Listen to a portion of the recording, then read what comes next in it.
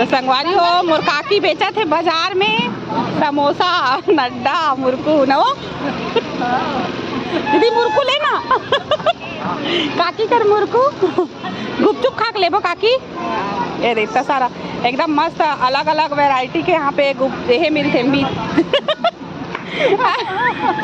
मजाक उड़ावत तो भाभी। हाँ देखना है नड्डा मुरकू और ये एकर कलर अलग है एकर कलर अलग है।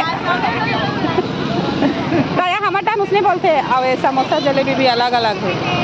देखो मोर काकी बेचा थे और ये पास में है मंदिर बेच बेच एक जन ग्राहक का है ले भैया यहाँ दऊ आना थे गाड़ी में बेटा बना हेलो कर दो हाय कर दे पीहू का खावे चुप चुप ले दीदी मांगना